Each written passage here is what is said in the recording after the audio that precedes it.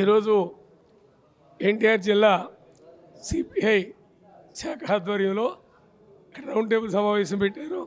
Operation పుడిపేరని ముందుగా దోనేపూడి శేఖర్ గారిని వారి మిత్రమతాన్ని అభినందిస్తూ ఇవాళ రాష్ట్ర ప్రభుత్వం పుడిపేరు విషయంలో ఆర్డర్ ఫెయిల్ అయింది. కూటమి ప్రభుత్వం ఆనాడు పుడిపేరు వరద వచ్చినప్పుడు ప్రజలకు చెప్పిన మాటలకి ఇవాళ వాళ్ళు చేస్తున్నటువంటి చేష్టలకి సంబంధం లేదు. ఇవాటి వరకు ₹1 ఖర్చు పెట్టలేకపోయారు. మళ్ళీ వర్షాకాలం వచ్చేస్తున్నది. ఆ రోజు ప్రజలు తమ సర్వస్వాన్ని కోల్పోయారు. ఎవరు కూడా ఇంట్లో వస్తువులు ఎవరు పెట్టుకెళ్ళా కట్టుబట్టలతో ప్రాణాలు అరచేతులు పెట్టుకుని వెళ్ళారు.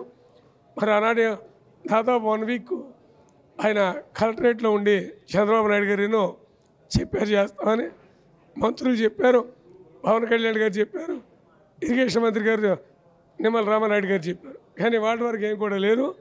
వీళ్ళు ఎక్కడ కూడా దురాక్రమణల్ని కొట్టలేకపోయారు. హైడ్రాలాగా హైదరాబాద్లో ఎలాగైతే రేవంత్ రెడ్డి గారు హైడ్రా పెట్టి దురాక్రమణల్ని ఆ చెరువులన్నింటి కూడా ఆక్రమించిన ఎలా కొలగొడుతున్నారో అలాగే వాళ్ళ పొరపాటు ఆక్రమించిన వాళ్ళు కానీ, ఉల్లేరుని ఆక్రమించిన వాళ్ళు కానీ, అలాగే ఉప్పు డ్యాన్ని ఆక్రమించిన వాళ్ళు కానీ ఎక్కడ కూడా వీళ్ళని టచ్ చేయట్లా. అంటే ఒక రకంగా రియల్ ఎస్టేట్ వ్యాపారంలో ఉన్న ముసుగులో వాళ్ళు చేసిన ఆగడాలను కంట్రోల్ చేయలేకపోయారు, ఆక్రమణలు తొలగించలేకపోయారు, ప్రజలకు భరోసా లేకపోయారు.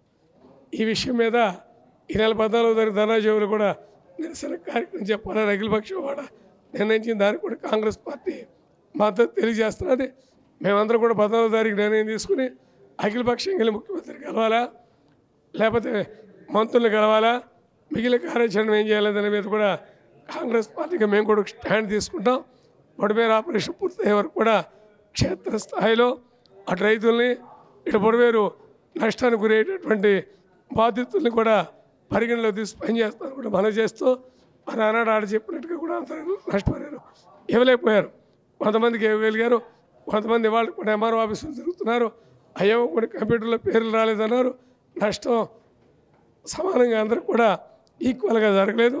దాని విషయం కూడా అది కూడా ముఖ్యమంత్రి గారి దృష్టికి తీసుకెళ్తామని కూడా మేము మనవి చేస్తూ ఇవాళ కార్యక్రమాన్ని ఏర్పాటు చేసిన సిపిఐ ఎన్టీఆర్ జిల్లా వారికి హృదయపూర్వక ధన్యవాదాలు.